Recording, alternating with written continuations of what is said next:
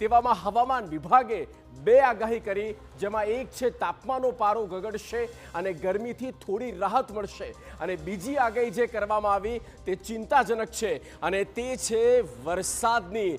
ત્યારે જુઓ ક્યાં અને ક્યારે થવાનું છે માવઠું।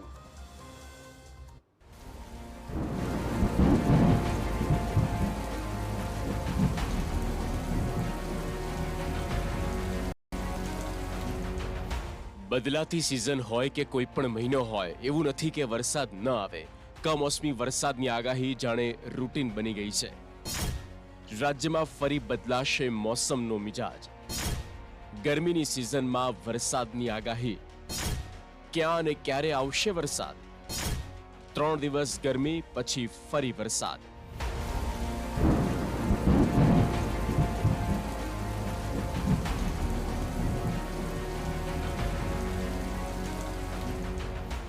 રાજ્યમાં ફરી એકવાર ભારે પવન સાથે માવઠાના એંધાણ છે અને 29 તથા 30 માર્ચે કમોસમી વરસાદની આગાહી આપવામાં આવી। વેસ્ટર્ન ડિસ્ટર્બન્સને કારણે રાજ્યના અનેક વિસ્તારોમાં વરસાદ થવાની શક્યતા છે।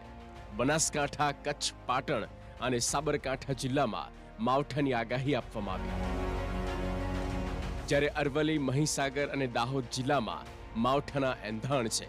दरिया किनाराना विस्तारों भारे पवन फूंकावानी शक्यता होवाथी 29 मार्चे दरियो न खेड़वा सूचना आपवामां आवी छे।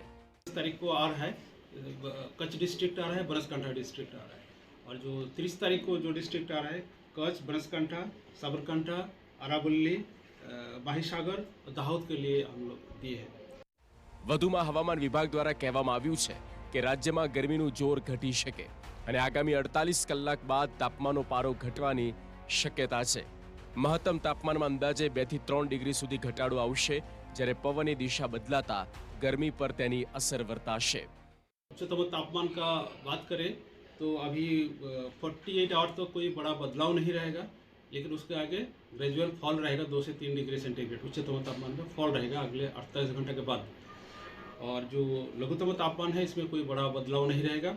तो हवामान विभागनी वरसादनी आगाहीनी साथे आज प्रकारनी आगाही आपी हवामान निष्णांत अंबालाल पटेले। अंबालालनी वरसादनी आगाही 28 मार्च थी 2 एप्रिल आवशे वरसाद। राज्यमां मावठानो मार अने वेस्टर्न डिस्टर्बन्सनी असर वर्ताशे एवुं अंबालाल पटेले कह्युं छे। તેમના જણાવ્યા મુજબ 28 માર્ચથી 2 એપ્રિલ દરમિયાન વેસ્ટર્ન ડિસ્ટર્બન્સને કારણે વરસાદની શક્યતા છે। 28મી માર્ચથી 2 એપ્રિલ સુધીમાં એક મજબૂત પશ્ચિમ વિક્ષોભ આપતા તેના કારણે દેશના ઉત્તરીય પર્વતીય પ્રદેશોમાં બરફવર્ષા થવાની શક્યતા છે અને ઉત્તર પૂર્વ ભારતના કેટલાક ભાગમાં સખ્ત પવનના તોફાનો અને ગાજવીજ સાથે વરસાદ થવાની શક્યતા છે। મહેસાણા, પાટણ અને સાબરકાંઠા જિલ્લામાં કમોસમી વરસાદ થઈ શકે, જ્યારે મધ્ય ગુજરાત તેમજ સૌરાષ્ટ્ર કચ્છના વાતાવરણમાં પલટો આવવાની સંભાવના છે અને વાદળછાયા વાતાવરણ સાથે વરસાદ વરસી શકે છે।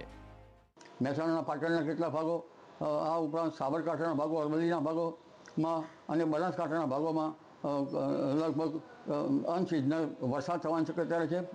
ગુજરાતમાં માર્ચ મહિનાની શરૂઆતથી જ તાપમાનમાં વધઘટ થઈ રહ્યું છે। હવામાન વિભાગે માહિતી આપી છે કે ઉત્તર પશ્ચિમ ભારતમાં સતત 2 પશ્ચિમી વિક્ષેપો સક્રિય થયા છે, જેની અસર 28 માર્ચથી ફરીથી ગુજરાતને અનુભવાશે। Bureau report, TV9।